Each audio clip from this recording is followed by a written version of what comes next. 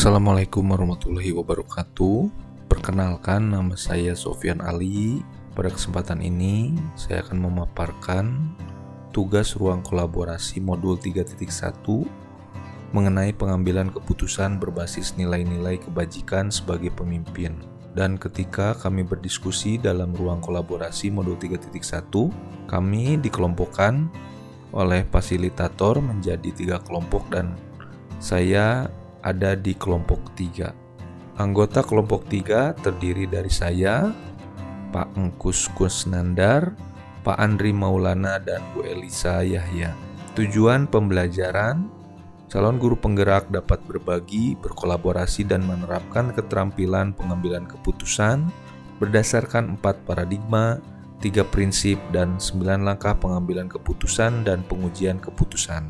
Sebagai tugas, setiap kelompok ditugaskan mencari suatu studi kasus yang berisi suatu unsur dilema etika, menentukan paradigma, prinsip, dan tahapan pengambilan keputusan, dan setiap anggota kelompok membagi pengalaman dan gagasannya dalam pengambilan keputusan.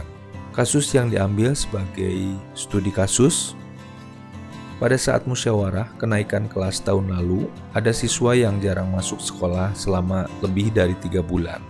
Setelah saya berdiskusi dengan kepala sekolah, wakase kesiswaan, dan guru BK, maka sepakat untuk melakukan home visit. Dari hasil penelusuran melalui pemanggilan orang tuanya dan home visit, ternyata penyebabnya dia merasa tidak diperhatikan oleh orang tuanya. Karena kedua orang tuanya tinggal di luar kota Sukabumi, tepatnya di Depok. Ia merasa ditelantarkan dan ia tinggal bersama neneknya. Dia terpukul karena dulu dia sangat dimanja sekali oleh mamanya dan sekarang ditinggalkan oleh kedua orang tuanya. Saya dilema antara kasihan karena dia membutuhkan perhatian dan psikologinya terganggu sehingga dia bersikap pendiam. Namun di sisi lain guru-guru sudah kesal karena siswa tersebut jarang masuk kelas dan mengulangi hal yang sama karena ketika kenaikan kelas 8 ke kelas 9 pun ia naik bersyarat. Saya sebagai wali kelas memohon kepada guru-guru dan kepala sekolah untuk memberikan ia kesempatan lagi. Karena jika ia tidak naik kelas, mentalnya pasti akan lebih terganggu lagi. Namun pada akhirnya dikembalikan lagi kepada peraturan yang ada bahwa siswa tersebut sudah tidak memenuhi syarat kehadiran kelas yang kurang dari 70%, sehingga banyak materi pelajaran yang tertinggal. Maka siswa tersebut dinyatakan naik kelas, tapi anak tersebut pindah sekolah yang dekat dengan rumah tempat tinggal orang tuanya, sehingga bisa mendapatkan perhatian dan terkontrol oleh orang tuanya. Paradigma dilema etika yang diambil adalah rasa keadilan lawan rasa kasihan. Dilema etika terjadi saat penerapan kriteria kenaikan kelas terkait kehadiran siswa yang kurang karena adanya rasa kasihan terhadap kondisi siswa khawatir putus sekolah jika tinggal kelas. Prinsip dilema etika yang diambil yaitu prinsip berpikir berbasis rasa peduli atau care-based thinking. Prinsip berpikir berbasis rasa peduli dipilih karena bertujuan untuk memberi kesempatan kepada murid agar dapat tetap melanjutkan sekolah. Ada 9 langkah pengambilan dan pengujian keputusan yang akan ditentukan satu persatu sebagai berikut. 1. Mengenali nilai-nilai yang bertentangan. Nilai yang bertentangan adalah rasa keadilan lawan rasa kasihan. Nilai keadilan terhadap semua siswa dan mematuhi peraturan sekolah. Nilai rasa kasihan atau empati terhadap kondisi sulit siswa yang melibatkan masalah keluarga. 2. Menentukan siapa yang terlibat dalam situasi ini. Siswa yang jarang masuk sekolah, guru-guru dan kepala sekolah sebagai penentu kenaikan kelas, dan nenek yang merawat siswa. 3. Kumpulkan fakta-fakta yang relevan dalam situasi ini. Siswa jarang masuk sekolah karena masalah psikologis dan kehilangan orang tua. Guru-guru dan kepala sekolah memiliki kebijakan ketat terkait kehadiran siswa dan kriteria kenaikan kelas. 4. Pengujian benar salah. Ada 5 pengujian benar salah. Yang pertama, uji legal. Tidak ada aspek pelanggaran hukum. Kedua, uji regulasi. menyalahi kriteria kenaikan kelas. 3.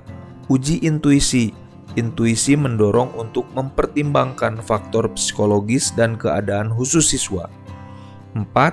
Uji publikasi. Jika dipublikasikan akan timbul ketidaknyamanan. Dan terakhir, uji panutan atau idola akan selalu mengambil keputusan sesuai kriteria kenaikan kelas. 5.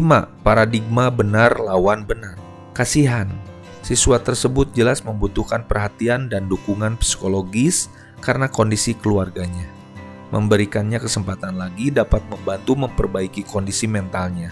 Ini adalah pilihan yang berorientasi pada kemanusiaan dan empati. Peraturan. Sekolah memiliki aturan tentang minimal kehadiran siswa.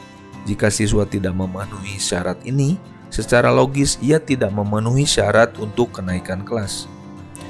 Ini adalah pilihan yang berorientasi pada aturan dan standar yang telah ditetapkan. 6. Melakukan prinsip resolusi. Keseimbangan antara aturan dan kemanusiaan. Keputusan akhir berusaha menyeimbangkan antara penegakan aturan sekolah terkait kehadiran dengan memperhatikan kondisi psikologi siswa yang membutuhkan perhatian khusus. Kepentingan terbaik bagi siswa. Keputusan untuk memindahkan siswa ke sekolah yang lebih dekat dengan orang tuanya dianggap sebagai langkah yang paling baik untuk memberikan dukungan emosional dan pengawasan yang dibutuhkan siswa. Solusi yang komprehensif. Solusi yang diambil tidak hanya berfokus pada masalah kehadiran, tetapi juga mempertimbangkan akar masalah, yaitu kondisi keluarga siswa dan dampaknya terhadap psikologis siswa. 7. Investigasi opsi trilema. Adanya alternatif keputusan, misalnya dalam rapat kenaikan kelas, siswa yang tidak memenuhi kriteria kenaikan kelas diberikan kesempatan waktu untuk memperbaikinya dengan melaksanakan tugas tertentu dari guru yang bersangkutan dalam jangka waktu yang ditentukan.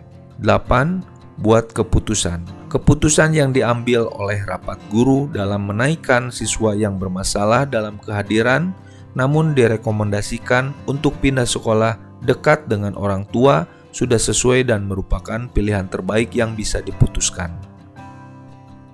9. Lihat keputusan dan refleksikan. Keputusan yang diambil oleh rapat guru sudah baik karena menyelamatkan psikologi siswa juga untuk mempermudah pengontrolan sekolah siswa oleh orang tuanya. Memuat hal-hal menarik atau tak terduga yang ditemui dalam menganalisis studi kasus pilihan. Memuat hal-hal menarik. Resiko persepsi ketidakadilan, yaitu memberikan kesempatan kedua, bisa menimbulkan rasa ketidakadilan di kalangan siswa lain yang mungkin merasa ada perlakuan istimewa. Hal yang tak terduga. Akan mungkin terjadi kasus yang serupa yang mungkin terulang, serta aturan atau kriteria yang sudah disepakati mungkin jadi tidak berhasil dijalankan. Kesimpulan, tahapan pengambilan dan pengujian terhadap studi kasus ini telah berjalan dengan baik. Sekian pemaparan mengenai tugas ruang kolaborasi modul 2.1 mengenai pengambilan keputusan berbasis nilai-nilai kebajikan sebagai pemimpin, yang mana hasil studi kasus ini didiskusikan dalam kelompok 3. Terima kasih, mudah-mudahan bisa menginspirasi rekan-rekan semua dan bermanfaat. Assalamualaikum warahmatullahi wabarakatuh.